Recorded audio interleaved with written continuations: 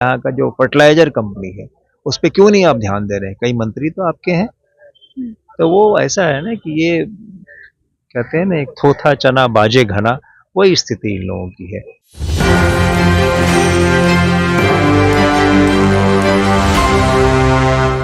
नमस्कार, आप देख रहे हैं एक न्यूज़ 24 में हूँ आपके साथ अनु चतुर्वेदी। देखिए 2025 की केंद्र में बजट के बाद से लेके बिहार में बता दें, एक तरफ बिहार की सौगात की बात की जा रही है, तो वहीं आपको बता दें कांग्रेस के प्रवक्ता भी हमारे साथ थे, उन्होंने इस पर लेके सवाल खड़ा कर दिया। चलिए सारे मुद्दे पर लेके बातचीत करते हैं, क्या कुछ कह रहे हैं।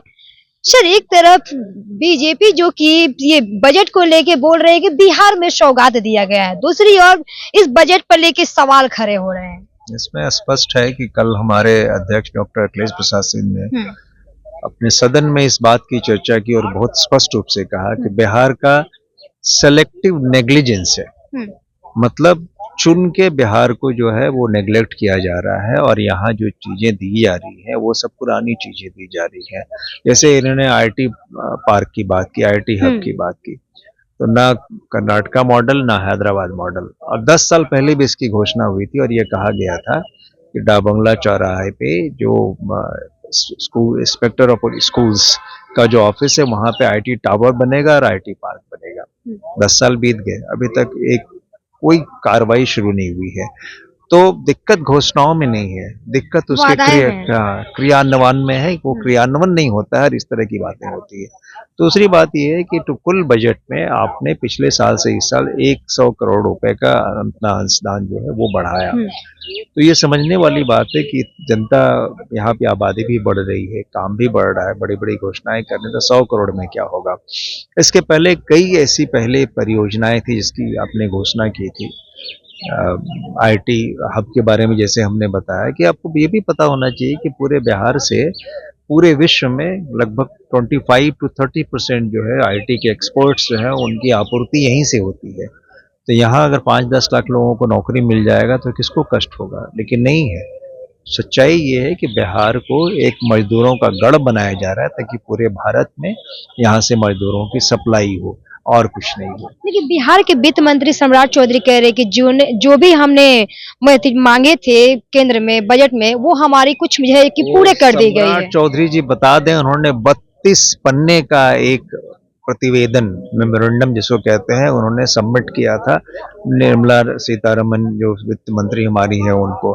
उसमें से कौन सी मांगे मांगेगी? उसमें उन्होंने राजगीर में, भागलपुर में एयरपोर्ट की चर्चा की थी, मिल गया क्या? नहीं मिला। इस तरह से और कई योजनाएं थी जिसके बारे में उन्होंने चर्चा की थी, लेकिन नहीं कुछ मिला। तो कथनी और करनी में अंतर है ना। जनता को आप कितने दिनों तक छलेंगे? सच्चाई ये है कि आपको मखाने गठान के लेके बात कर रहे थे, लेकिन वो मिला, उसको लेके तो काफी हो रहे हैं कि जो किसानों के लिए बजट में काफी कुछ मिला है। बिहार में सिर्फ मखाना ही नहीं है ना। मखाना सिर्फ मात्र 25,000 किसानों का ये है, बहुत अच्छी बात है, ये दिया मखाना, हम उसका स्वागत करते हैं। लेकिन ये भी सोचना चाहिए ना, यहाँ मखाना ही नहीं, यहाँ केला भी है, यहाँ लीची भी है, यहाँ बेगूसराय का मिर्चा भी है, यहाँ जो है भागलपुर का जो सिल्क उद्योग है वो भी है। विश्व स्तरीय सिल्क उद्योग वहाँ माना जाता है उसको। वह आप ये आम का देख लीजिए, यहाँ का जो आम होता है मालदा और जर्दालू, वो हर जगह एक्सपोर्ट होता है, खास करके भागलपुर का भी आम। तो आप उन सबको इग्नोर करके लीची उद्योग मुजफ्फरपुर का, आप उस तरफ कुछ नहीं कर रहे हैं। आपने कहा, मैं यहीं से चाय 10 साल पहले माननीय प्रधानमंत्री ने कहा चीनी मिल के बारे में कि मैं यहीं से आके चाय पी लूंगा पश्चिमी चंपारण में, जब वो अपना चुनावी सभा कर रहे थे। इस चिमनी से धुआं निकलेगा और हम यहाँ इसी चीनी मिल से चीनी लेके चाय पियेंगे। क्या हुआ? कब धुआं निकलेगा, कब वो चाय पियेंगे?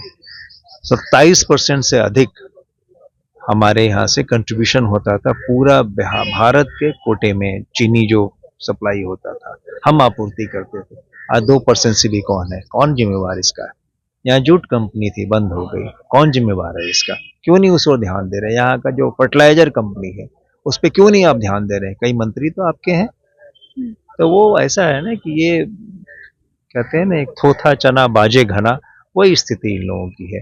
बोलते अधिक है, करते कम है। बिहार में विधानसभा सर चुनाव है, चुनाव के लेके तमाम खड़े हो रहे हैं सवाल कि राहुल गांधी बिहार आ रहे हैं और एक तरफ कहा जा रहा है कि जो राजद के वोटर है वो राहुल गांधी अपने तरफ लेना चाहते हैं। ऐसा है ना कि राहुल गांधी देश का चेहरा है और राजद हमारे गठबंधन का एक अंग है। तो राहुल जी अगर आ रहे हैं तो पूरे महागठबंधन उसका फायदा होगा। किसी को वोटर इधर उधर खींचने की बात नहीं। जब हम साथ लड़ रहे हैं तो हम उसका वोटर कैसे लेंगे? हम लोग साथ मिलके जो हमारे वोटर है वो उनको वोट देंगे, जो उनके वोटर है हमको वोट बिहार देंगे। विधानसभा चुनाव से पहले कहा जा रहा है कि ये जो महागठबंधन की सरकार है टूटते हुए नजर आ रहा है। होता जो है कि लोगों को ख्वाब देखने में कोई अंतर नहीं है। सपना देखिए, दिवा स्वप्न देखते रहिए। महागठबंधन यहाँ बहुत मजबूत है। महागठबंधन मिलके चुनाव लड़ेगा और महागठबंधन एक बीच होगी, महागठबंधन की सरकार बनेगी।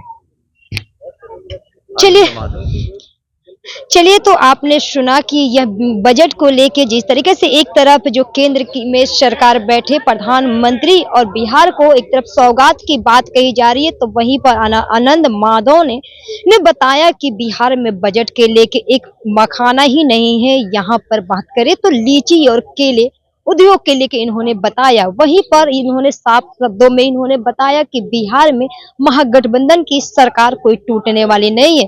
अगर जुट के एक बार बिहार विधानसभा चुनाव में इस बार बीजेपी के बहुत बड़ी हार की सामना करना पड़ेगा। ऐसे ही तमाम खबरों को देखने के लिए बने रहिए एक न्यूज़ 24 के साथ।